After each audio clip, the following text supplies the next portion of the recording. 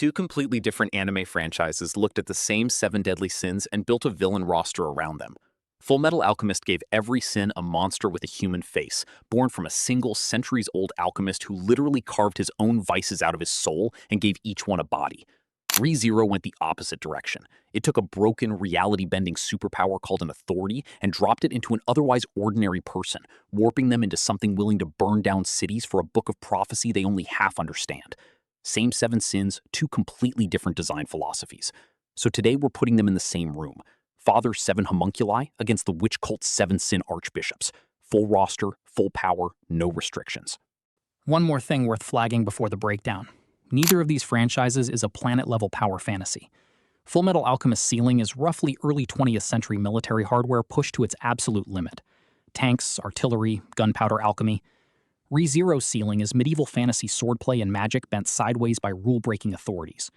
That actually makes this a fairer fight than most crossover matchups on this channel, because both sides are operating in a similar general weight class. It just means the real-world comparisons we use to measure them are going to matter a lot more than usual. Before we get into it, one honest disclaimer, because a video like this only works if we're upfront about the source material. Fullmetal Alchemist's seven sins are all fully realized characters with confirmed fights across the entire series. ReZero's roster isn't quite that complete. Its Pride Archbishop, Stride Valakia, was already dead decades before the story even begins, killed off screen by a dragon. Its Wrath Archbishop, Sirius, has barely been shown fighting at all. Most of what we know about her is that she cries a lot at meetings.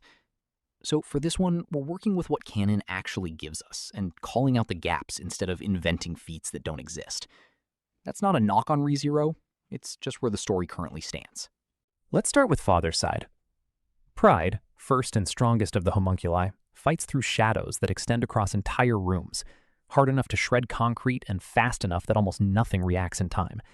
His true form is a shapeless mass of eyes and teeth that can physically devour other homunculi and take their powers as its own, which is exactly how he killed and absorbed Gluttony.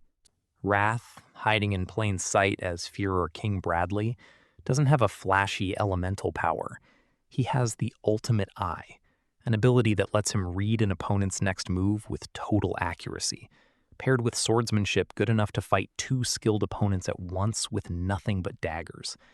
In separate fights, he's cut through a tank's steel treads, sliced an incoming tank shell out of the air, and severed a fielded soldier's carbon fiber automail.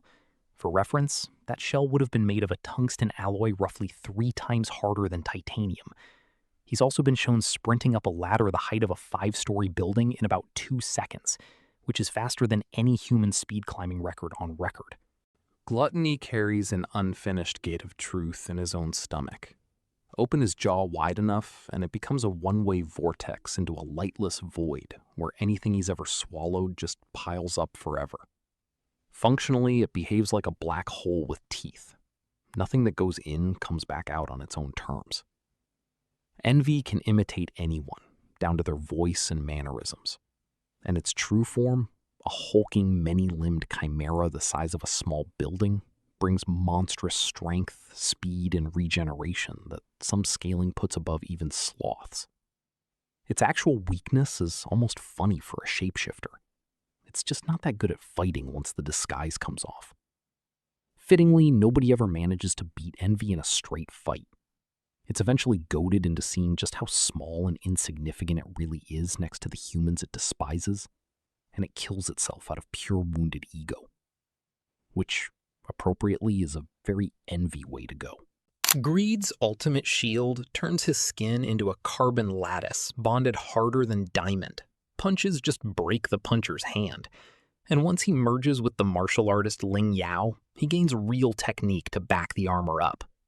Lust fights with blade-length fingers fast and precise enough to stab a target from down a hallway before they can blink, though her one true death came from Mustang burning her completely to ash, fire being one of the few things a homunculus can't simply regenerate through. And Sloth, despite the name, is the fastest of all 7 in a straight line, fast enough that Bradley himself is called only the second fastest homunculus.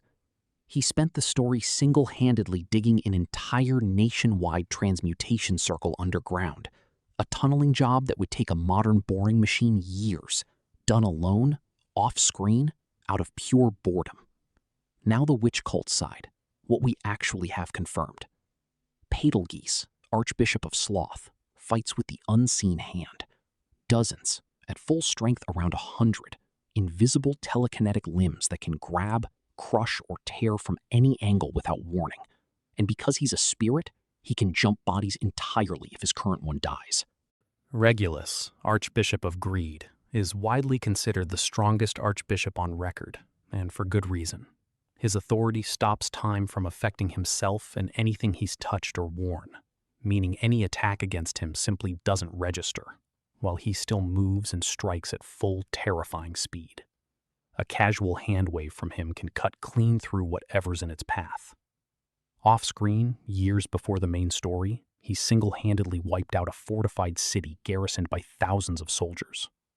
His one defeat came from a very specific technicality in his own rule set, exploited by 3 separate powerhouses working together. Capella, Archbishop of Lust, can transform herself and others into different forms entirely, including turning an ordinary bystander into a full-grown dragon, and can heal by transforming injuries away. Gluttony is split 3 ways between siblings, Lay, Roy, and Rui. Their shared authority lets them consume a person's name and memories, erasing that person from existence while inheriting their skills. Roy used this to absorb enough martial knowledge to fight 2 trained duelists simultaneously and land a palm strike with the force of a moving car. Lay is described by the author as one of the single best hand-to-hand fighters among all the archbishops. There's a genuinely fun symmetry buried in here.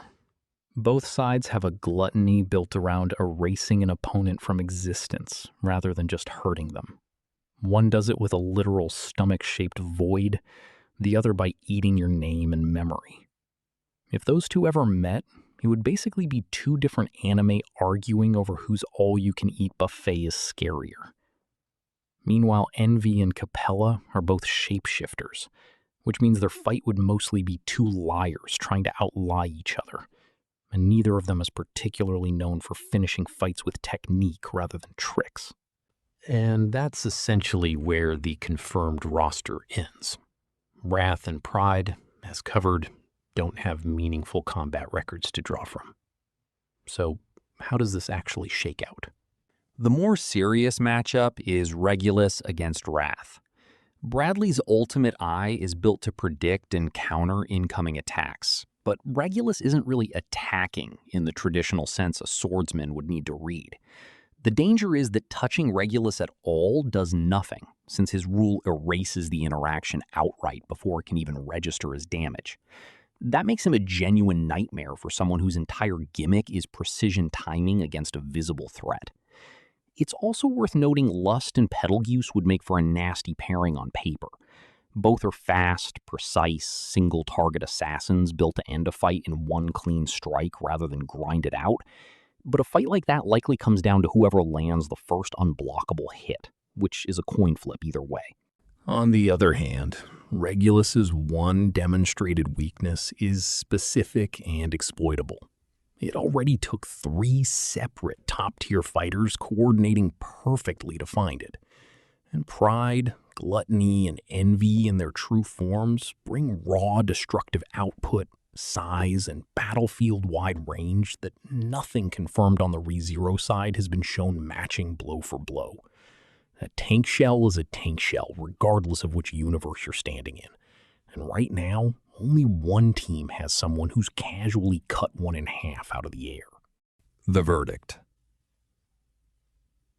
Individually, some of these authorities are genuinely terrifying. Regulus, in particular, might be the single hardest character on this list to put down through conventional force. And if this were a strict one-on-one card, he'd realistically win at least 2 or 3 of his individual matchups outright. But this isn't a one-on-one card. Father 7 were built and tested as a complete unit across an entire war, with layered durability, monstrous physical power, and a shared regeneration that only runs out once their stone does. ReZero's roster, as it exists in canon today, is missing 2 full members from serious combat contention, which effectively turns this into a 7-on-5 before a single hand is thrown. Add in that most of the homunculi have simply survived more, fought more, and been tested against tougher opposition over a longer stretch of story, and the numbers alone are hard to overcome, however broken any one authority might be. Cross-franchise matchups always come with the same asterisk. Different authors, different power systems. Nothing here was designed to interact. But going purely off the feats on record, this leans toward the homunculi taking it, likely by attrition rather than a clean sweep. That's the case for this one. Let us know which fight inside this fight you'd want to see animated, and we'll see you in the next video.